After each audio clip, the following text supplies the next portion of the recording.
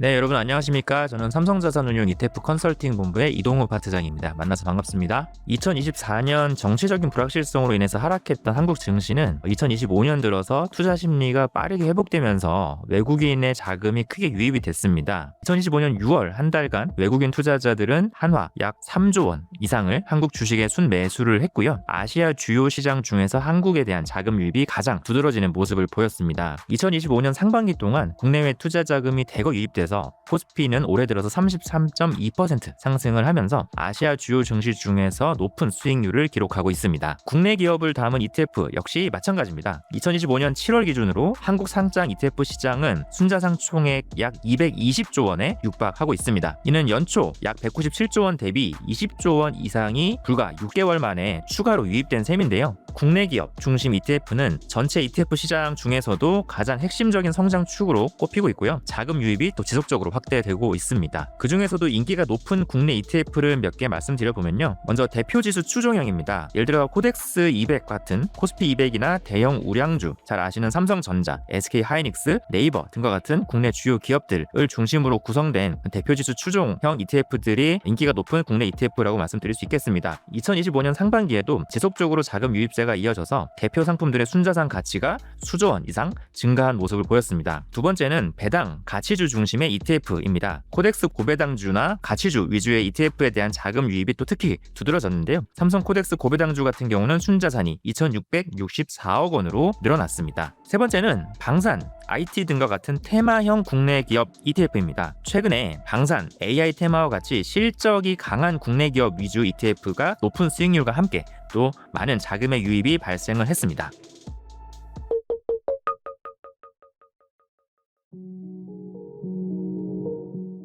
특히 올해 ISA 포트폴리오를 짜실 때 반드시 주목하셔야 되는 분야가 바로 방산 ETF라고 생각합니다. 2025년 상반기 국내 방산 ETF에는 역대급 대규모 투자 자금이 몰리면서 수익률과 순자산 기준으로 시장 내에서 높은 성장세를 시현하고 있습니다. 작년이죠. 2024년부터 2025년 올해 현재 기준까지 국내 ETF 시장 중에서 가장 빠르게 성장한 분야 중 하나가 방산 ETF입니다. 2025년 7월 기준으로 국내에 상장된 방산 ETF 전체로 약 1조 원의 신규 자금이 유입이 됐고요. 전체 방산 ETF의 순자산도 따라서 2년 만에 5배 이상 확대된 모습을 보여주었습니다. 게다가 국내 ETF 수익률 순위에서도 방산 ETF가 최상위권에 포진해 있어서 투자 열기가 더욱 뜨거워지고 있습니다. 방산 ETF 인기에는 여러 원인들이 있겠는데요. 먼저 세계적으로 국방비 증강에 나서는 추세라는 점인데요. 유럽을 먼저 보시면 2025년 6월에 네덜란드 헤이그에서 열린 나토 정상회의에서 유럽 국가들을 포함한 32개 회원국이 2035년까지 국방비 지출을 GDP의 5% 수준으로 인상한다라는 합의를 도출했습니다. 이는 기존의 2% 목표 대비 대폭 상향이 된 것이고요. 유럽의 안보 환경 변화와 러시아의 장기적인 위협, 그리고 지속적인 테러리즘 위험 등에 대응하기 위한 조치로 분류가 되고 있습니다. 각 회원국들은 2035년까지의 목표를 실현하기 위한 연차별 이행 계획을 나토 본부에 제출을 해야 되고요. 2029년에 중간 검토가 예정되어 있습니다. 현재 국방비는 동유럽과 서유럽을 합쳐서 2% 수준이기 때문에 목표인 5%까지 가려면 매년 두 자릿수대의 퍼센티지로 방위비를 늘려야 한다라는 것을 의미를 하고 있습니다. 특히 현재 동유럽 지역은 잘 아시다시피 러시아발 군사적인 위협이 아직까지 해소가 되지 않은 상황이죠. 그리고 서유럽은 미국의 대외 정책 변화로 인해서 트럼프의 방위비 인상 압박까지 직면하고 있는 상황입니다. 그래서 국방비 지출이 전방위적으로 좀 불가피한 상황이다, 이렇게 말씀을 드릴 수 있겠고요. 결과적으로 수요 측면에서 방산 업체들한테는 단기적으로 굉장히 긍정적인 요인으로 작용할 수밖에 없다, 이렇게 생각합니다.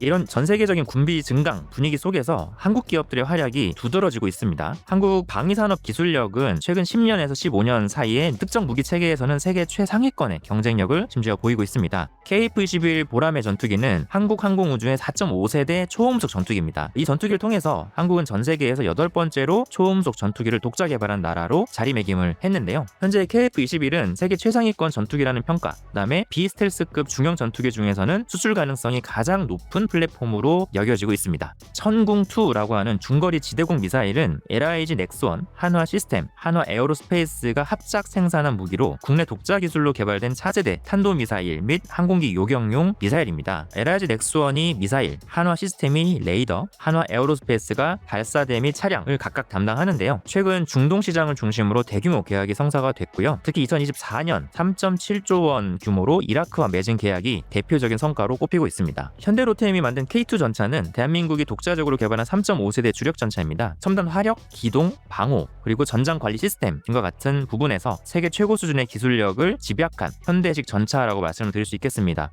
현대 주력 전차의 표준이라고 불리는 독일의 레오파르트 2, 그다음에 미국의 M1A2 같은 전차들과도 어깨를 나란히 하고 있습니다. 2025년 7월 K2 전차는 폴란드와 9조 원 규모 약 180대를 생산 수출하는 2차 수출 계약을 공식적으로 확정을 했는데요. 2022년에 1차로 맺었던 180대의 1차 계약에 이은 추가 계약으로 두 차례에 걸쳐서 360대가 폴란드에 제공됩니다. 총 18조 원에 이르는 해당 계약은 단일 무기 체계 기준으로는 한국 방위산업 역사상 가장 높은 수준의 수출 계약이라고 하죠. 한화 에어로스페이스의 K9 자주포는 글로벌 자주포 수출 시장에서 또 점유율 50%를 넘나드는 절대 강자로 평가받고 있습니다. 높은 점유율 및 기술과 수출 모두 최상위권이라는 점은 현존 자주포 중에 가장 큰 상업적 성공을 거둔 사례로 꼽히고 있습니다. 우리나라 독자 기술로 개발해서 현재까지 튀르키예, 폴란드, 노르웨이, 핀란드, 에스토니아 등등 총 11개국에 수출이 되고 있고요.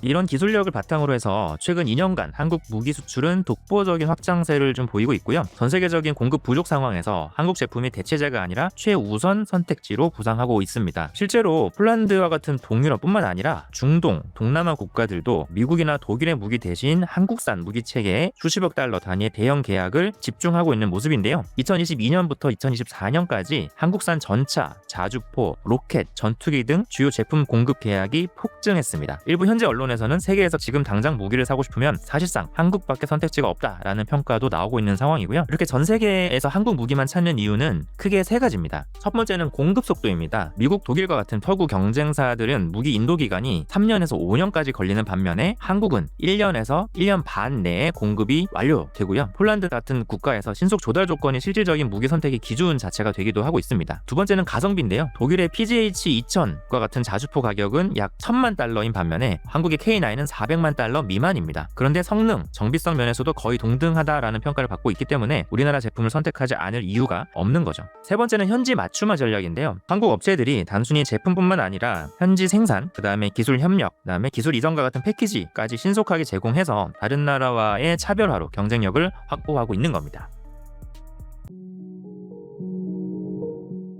올해 K방산은 더욱더 눈부신 성장을 기록할 전망입니다. 주요 기업들의 수출 국가 및 품목들이 다변화되면서 중장기 매출 성장이 기대되고 있고요. 특히나 중동 국가들은 GDP 대비 국방비 지출 비율이 세계 평균 대비 2배 이상 높기 때문에 이쪽으로의 수출이 더 확대되고 품목이 다변화되면 될수록 추가적인 성장이 예상되고 있습니다. 그렇기 때문에 올해가 가기 전에 반드시 ISA, IRP와 같은 장기 절세 계좌에서 ETF 포트폴리오 내에 K방산 ETF를 반영할 필요가 있겠다 이렇게 말씀을 드리는데요. 다만 섹터 전반적으로 주가 상승이 이미 많이 이루어졌기 때문에 지금부터는 우리가 흔히 옥석 가리기라고 하는 좋은 종목들을 좀 골라서 담아야 된다라는 그런 단계로 보고 있습니다. K방산 기업이라고 해서 무조건적으로 포트폴리오에 담는 것보다는 좀 더 오를 가능성이 높은 종목을 선별해야겠죠. 그런 의미에서 최근에 삼성자산 운용에서 상장한 코덱스 K방산 탑10 ETF에 주목을 하실 필요가 있겠습니다. 코덱스 K방산 탑10은 국내 방산 기업들 중에서도 세 가지 기준을 바탕으로 해서 성장성이 높아 보이는 방산 기업을 10곳 선별해서 담은 ETF라고 말씀드릴 수 있겠는데요. 첫 번째는 매출 비중입니다. 방산 기업이라고 불리는 종목 중에 일부는 방산 매출 비중이 10% 미만인 곳들도 있습니다. 해당 ETF는 K방산 기업 중에서 실제 방산 매출 비중이 높은 기업만 선별해서 방산 테마 관련성을 극대화시켰고요. 따라서 차별화된 장기 누적 수익률을 추구할 수 있도록 설계되었습니다.